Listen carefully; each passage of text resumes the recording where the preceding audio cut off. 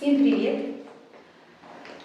Сегодня хочу вам рассказать о том, как можно тренировать мышцы живота без классической закачки пресса. Итак, что же такое мышцы живота? Что они из себя представляют? Это мышцы передней поверхности брюшной стенки. Сюда входят прямая мышца живота, внутренние и внешние косые, и поперечная мышца живота, которая выполняет функцию своеобразного бандажа, которая поддерживает все наши внутренние органы в нашей брюшной полости, контролирует внутрибрюшное давление, поэтому она очень важна для нас, для нашего здоровья, и очень важно ее содержать в тонусе. Для этого, чем же мы можем работать с этими мышцами? Мы можем их тренировать с помощью типов форсированного дыхания, а именно дыхание Капалабхати и Бхастрика. Выполняются они немного по-разному, поэтому мы разберем с вами эти обе техники, и Капалабхати, и Бхастрику. Итак, как же выполнять Капалабхати? Смотрите, при выполнении Капалабхати мы будем делать резкие форсированные выдохи через нос, а вдох у нас будет как бы самопроизвольный. Мы не будем прилагать усилия для того, чтобы сделать вдох.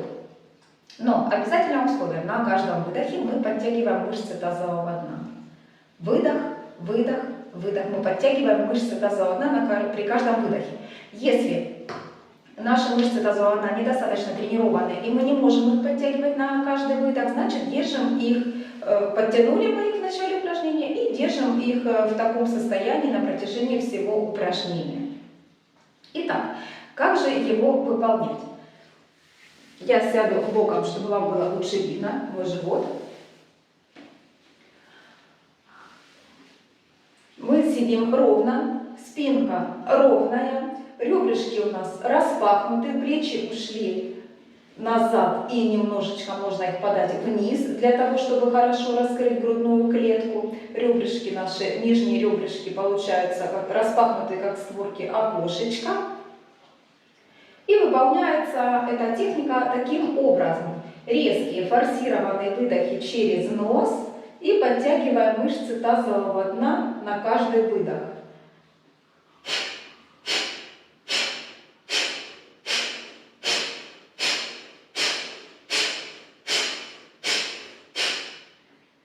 На каждый выдох подтягиваются не только мышцы тазового дна, а и передняя стенка живота уходит вовнутрь. То есть живот мы увлекаем вовнутрь и тазовое дно подтягиваем.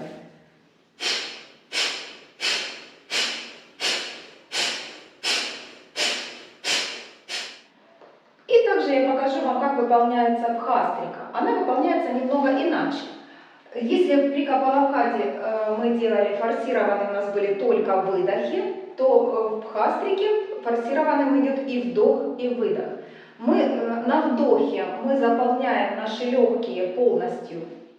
Весь объем легких мы заполняем воздухом. Вот упаковываем туда вот как можно больше воздуха в наши легкие.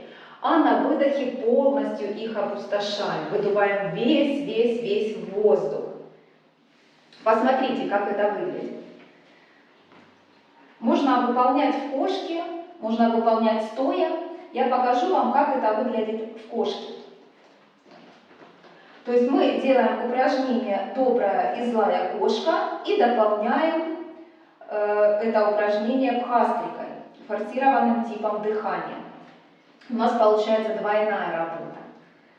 Вот мы выполняем «Добрая и злая кошка» и добавляем дыхание. Вот на доброй кошке мы делаем вдох, максимально вдох через нос.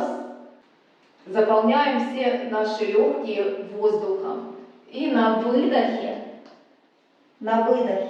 мы схлопываем нашу грудную клетку и делаем резкий выдох. Выдуваем весь объем воздуха, который мы туда упаковали.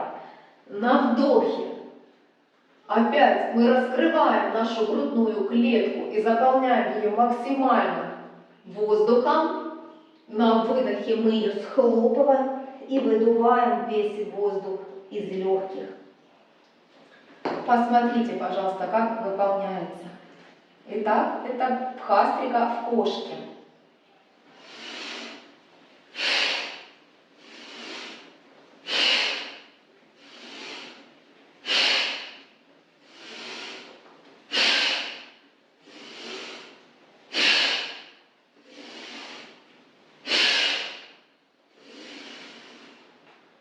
Потом мы делаем вдох, вдох, вдох, вдох.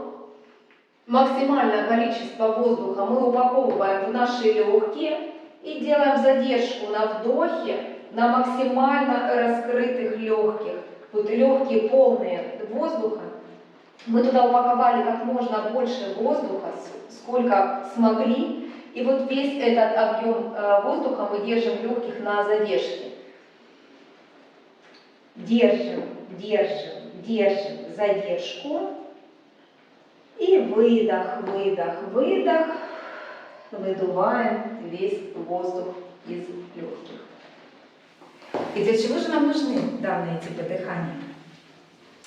Эти типы дыхания не только прорабатывают всю нашу переднюю брюшную стеночку, все наши мышцы живота приводят в тонус и создают красивый рельеф нашему животику, но также данные техники очень хорошо чистят нам носовые пазухи, хорошо участвуют в пищеварении, налаживают моторику кишечника, очень хорошо профилактируют респираторные заболевания. Данные техники очень полезны, необходимы для нашего здоровья. Я вам всем советую их выполнять хотя бы через день, утром натощак.